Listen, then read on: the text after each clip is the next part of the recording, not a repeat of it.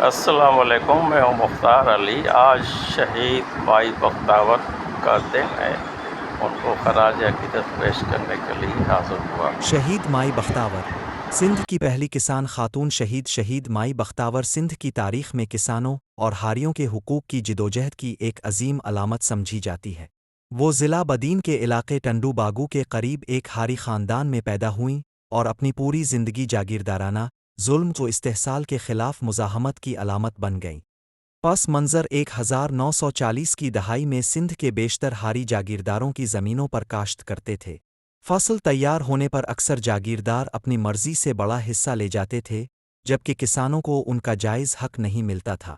اسی دور میں سندھ ہاری تحریک اور آدھی بٹائی کی تحریک زور پکڑ رہی تھی، جس کی قیادت مشہور رہنما ہائیڈن بکس کر رہے تھے۔ شہادت کا واقعہ 22 جون 1947 کو جب مقامی ہاری اپنے حقوق کے لیے ایک اجتماع میں شریک تھے تو ایک جاگیردار اپنے مسلح افراد کے ساتھ فصل پر قبضہ کرنے آیا۔ اس دوران انہیں گولی مار دی گئی اور وہ شہید ہو گئیں۔ ان کی شہادت نے پورے سندھ میں ہاری تحریک کو نئی طاقت دی۔ تاریخی اہمیت مائی بختاور کو سندھ کی کسان تحریک کی پہلی خاتون شہید کہا جاتا ہے۔ ان کی قربانی نے ہاریوں کے حقوق کی تحریک کو مضبوط کیا۔ بعد ازاں سندھ میں زرعی اصلاحات اور ہاریوں کے حقوق کے لیے قانون سازی کی راہ ہموار ہوئی، جس میں سندھ ٹی نسی ایکٹ 1950 ایک اہم سنگ میل تھا۔ مائی بختاور انٹرنیشنل ایئرپورٹ تھرپارکر کے علاقے اسلام کوٹ کے قریب واقع مائی بختاور انٹرنیشنل ایئرپورٹ انہی کے نام سے منسوب ہے۔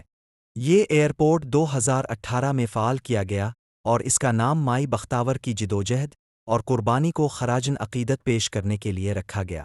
مائی بختاور کا پیغام مائی بختاور صرف ایک شخصیت نہیں بلکہ ظلم کے خلاف مزاحمت، خواتین کی جرأت اور محنت کش طبقے کے حقوق کی علامت ہے۔ ان کی شہادت یہ سبق دیتی ہے کہ حق اور انصاف کے لیے کھڑا ہونا تاریخ میں ہمیشہ زندہ رہتا ہے۔